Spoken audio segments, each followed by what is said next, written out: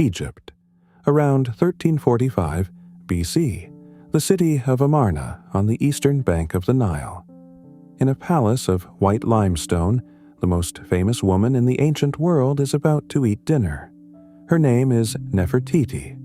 Her face will one day sit behind glass in a Berlin museum, stared at by millions.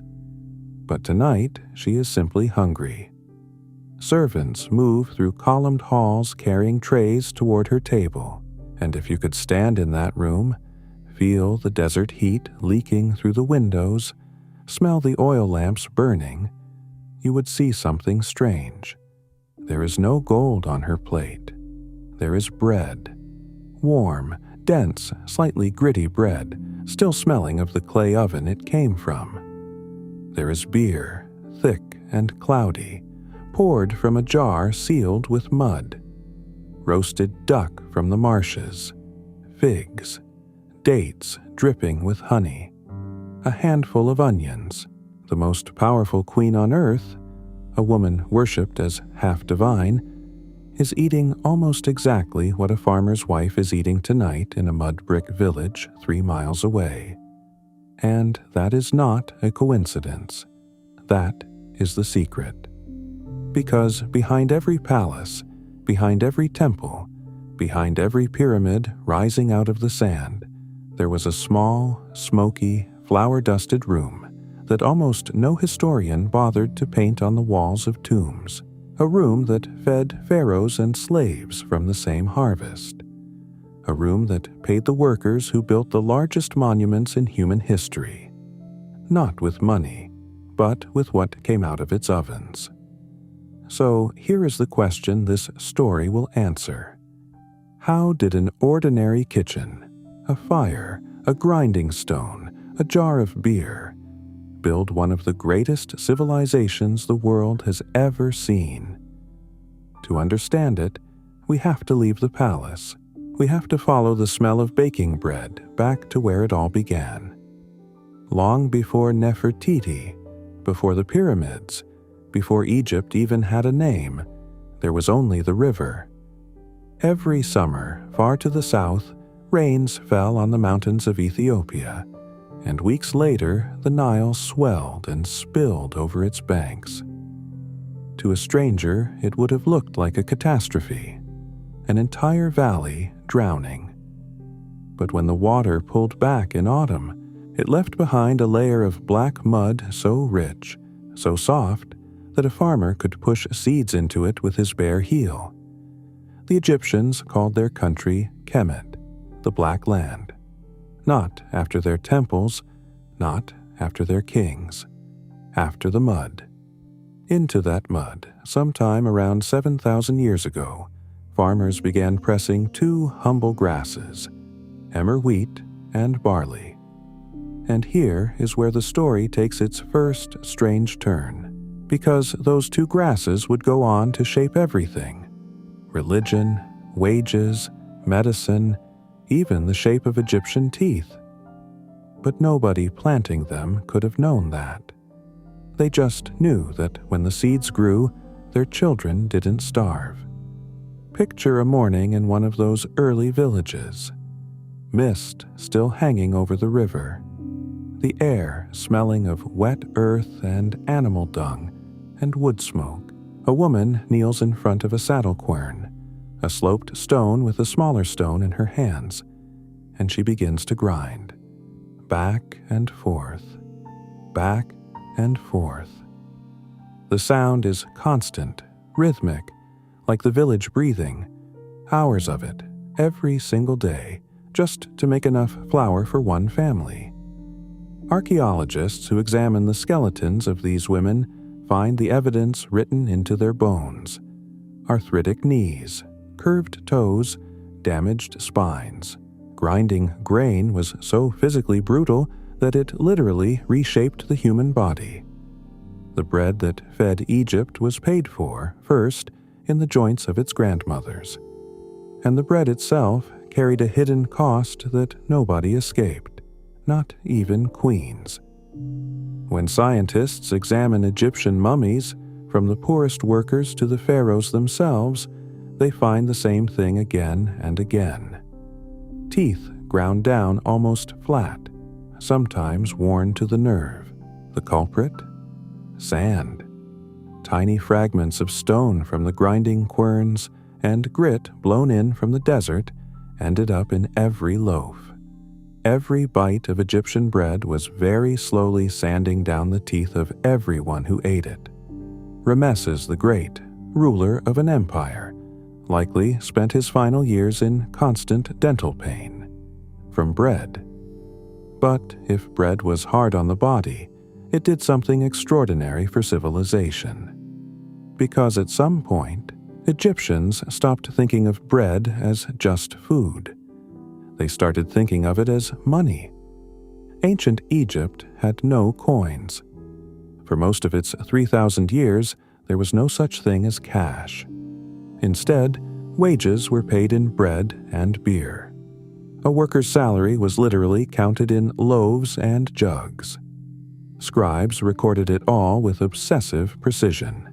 Clay tablets and papyri listing exactly how many loaves each person earned per day. A basic laborer might receive 10 loaves and a measure of beer. A high official might receive hundreds, far more than he could ever eat, which he then traded for linen, sandals, furniture, land. The entire economy of Egypt ran on carbohydrates, which brings us to the single most surprising discovery in this whole story. And it lies buried in the sand right beside the pyramids of Giza. For centuries, people believed the pyramids were built by slaves, whipped, starving, expendable. Hollywood loved that image. But in the 1990s, archaeologists digging just south of the Great Pyramid found something that shattered it: an entire lost city, barracks, streets, and, most importantly, bakeries. Enormous industrial bakeries with rows of heavy bell-shaped bread pots, ash still in the ovens, and nearby, mountains of fish bones and cattle bones from prime cuts of beef. The pyramid builders weren't starving slaves. They were paid workers, and they were eating better than almost anyone in Egypt. The state was slaughtering thousands of animals and baking tens of thousands of loaves to keep them fed. One estimate suggests the Giza workforce consumed enough bread and beer daily to feed a small modern town. Think about what that means. The Great Pyramid, 6.5 million tons of stone, aligned to the stars with astonishing precision, was not powered by whips. It was powered by a kitchen. And half of that power came pouring out of a jar. Beer in ancient Egypt was not what you're imagining. Forget the clear, golden drink in a cold glass. Egyptian beer was thick, soupy, and nutritious, closer to a fermented porridge, drunk sometimes through a straw to filter out the husks floating on top. It was low in alcohol, safe to drink when river water wasn't, and packed with calories and B vitamins. Children drank it. Workers drank it at dawn. It wasn't a vice, it was breakfast. And the brewers in the early centuries were overwhelmingly women. Brewing grew directly out of bread making. The same grain, the same yeast, the same hands. In tomb models, small painted wooden figures show women straining mash through baskets into vats, an image so common that Egyptians clearly considered it as essential to the afterlife as air. You could not imagine eternity without beer. Tomb inscriptions ask visitors to pray that the dead receive forever 1,000 loaves of bread and 1,000 jugs of beer. Bread and beer weren't just the wage of the living, they were the currency of the dead. But something strange happens when a drink becomes that important. It stops being just a drink, and starts becoming a god's business. One of the most astonishing myths Egyptians told was this: the sun god Ra, furious with humanity, sent the lioness goddess Sekhmet to destroy mankind. She began slaughtering people so eagerly that Ra regretted it, but he couldn't stop her. So he ordered vast quantities of beer to be brewed and dyed red, and had it poured across the fields until it looked like a lake of blood. Sekhmet drank it, fell into a happy stupor, and forgot to finish exterminating the human race. According to ancient Egypt, beer literally saved humanity, and every year Egyptians held a great festival of drunkenness to celebrate it. A night of music, torchlight, and deliberate sacred intoxication in the temples, followed, one assumes, by a very sacred hangover. That was the genius of the Egyptian kitchen. Nothing in it was ever only food. Everything had a second life. Take honey. Along the Nile, beekeepers floated hives on rafts, following the flowering plants downstream, possibly the world's first migratory beekeeping. Honey sweetened cakes for the wealthy, yes.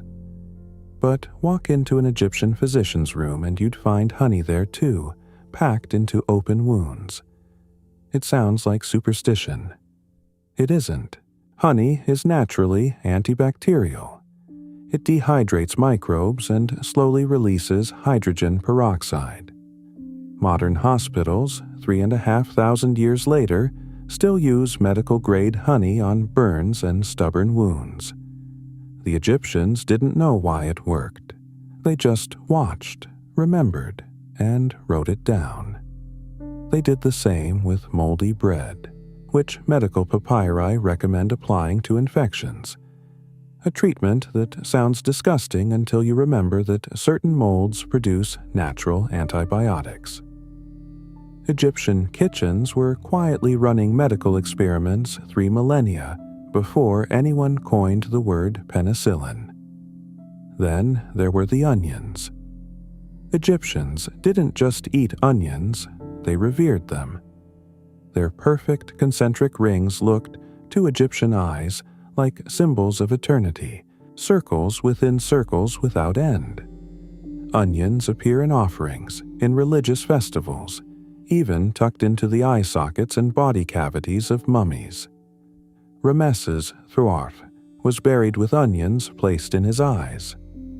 Meanwhile, down at ground level, the historian Herodotus claimed he saw an inscription on the Great Pyramid recording the fortune spent on onions, garlic, and radishes for the workers.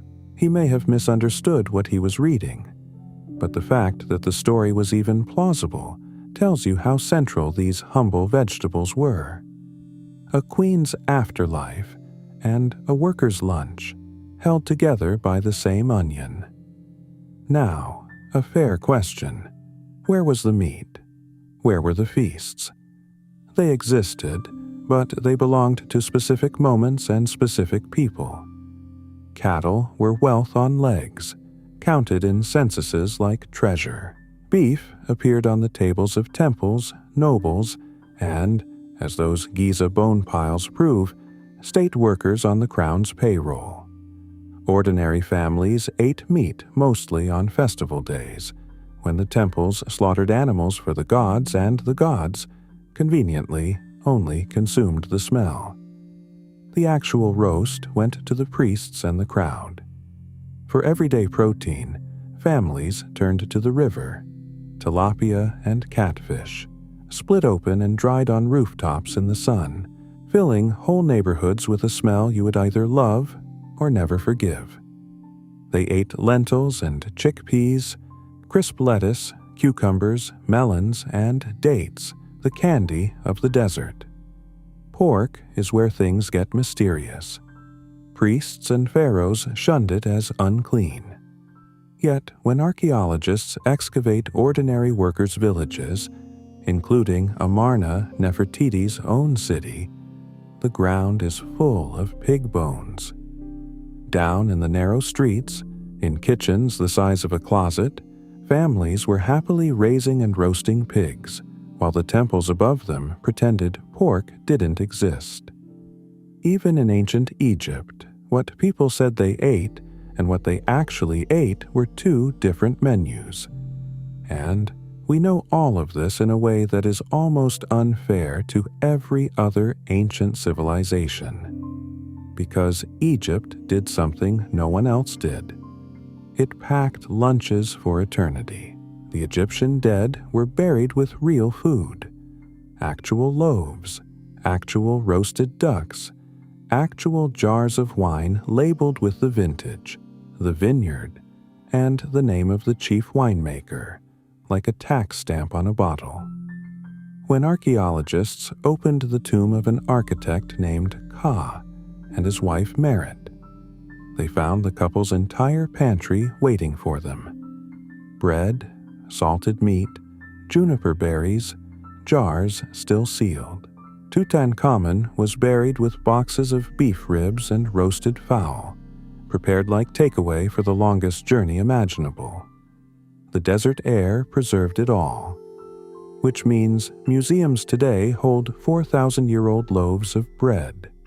Actual bread, hard as stone but intact, some with finger marks still pressed into the dough.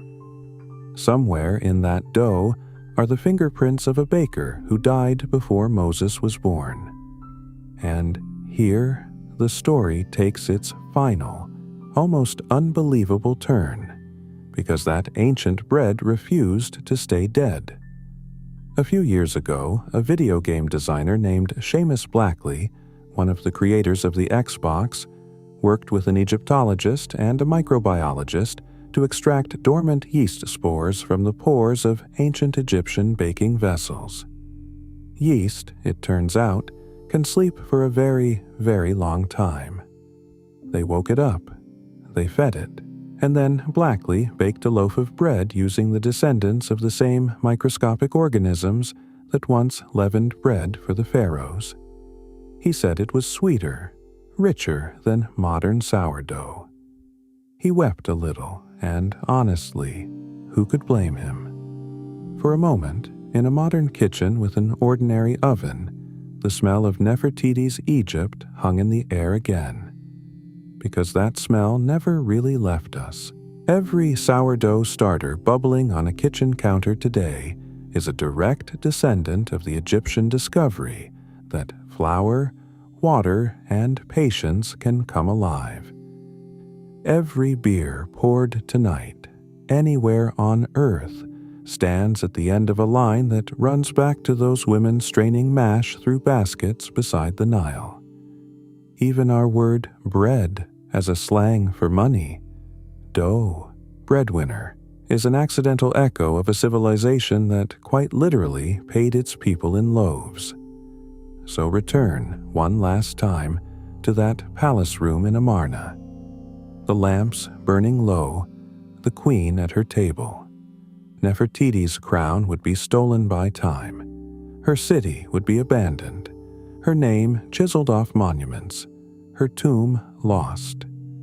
To this day, no one is certain where she lies. Almost everything that made her powerful has vanished, but her dinner survived. The bread is still baked. The beer is still brewed. The honey still heals. The onions still make cooks cry. The yeast is still, impossibly, alive. The palaces fell and the kitchen won. Because empires, it turns out, are temporary. But somewhere, right now, someone is pulling warm bread out of an oven, and for 3 seconds, without knowing it, they are standing in ancient Egypt.